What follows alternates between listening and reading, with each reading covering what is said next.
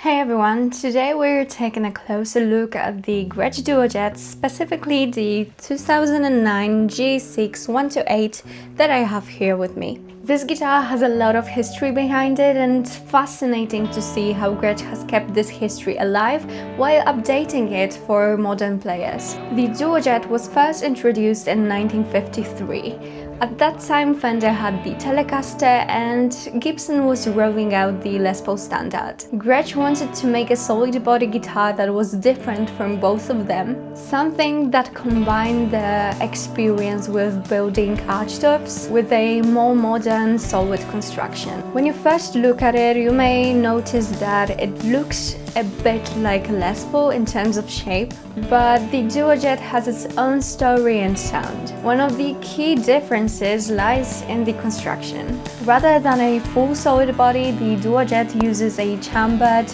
mahogany body with a maple top.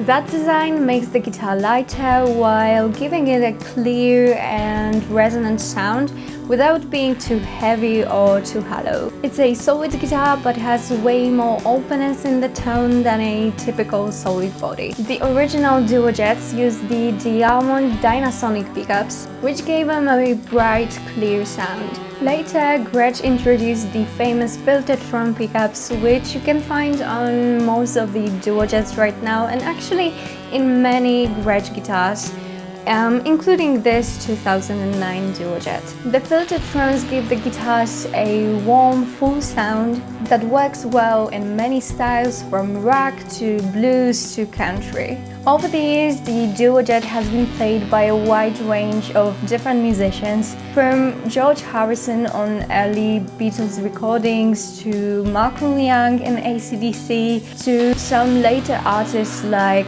Chris Cornell or Jack White, showing its enduring appeal across generations. Now let's break down the specs of this 2009 G6128. It's built with a chambered mahogany body and a maple top, finished in sleek black with white binding. The mahogany neck is set into the body and topped with an ebony fretboard with thumbnail inlays. Scale length is 24.6 inches with 22 frets on a 12-inch radius. Hardware is chrome, and this particular model has a fixed adjustomatic bridge instead of a Bigsby, which gives it a little more sustain and a tighter feel. Electronics include two Filtertron pickups, each with its own volume plus a master tone and master volume on the cutaway, along with a three-way selector switch. Visually, it's unmistakably a Duo Jet. The black finish, chrome hardware, thumbnail inlays, and minimalist design. It's sleek and elegant. And now let's hear how it sounds.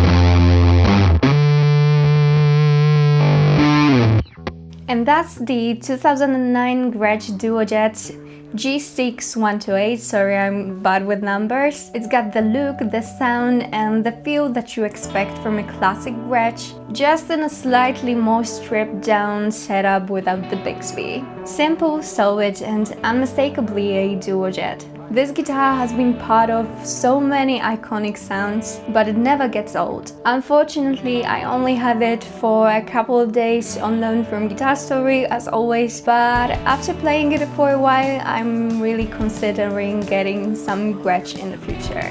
There's just some cool retro vibe about them, and I love that. So that's all for this video. Thank you so much for watching. Let me know what you think about this Gretsch Duo Jet. If you liked this video, remember to hit thumbs up, to subscribe to my channel and ring the bell to be notified when I post new videos. And also follow me on Instagram for some more guitar content. See you next time. Bye!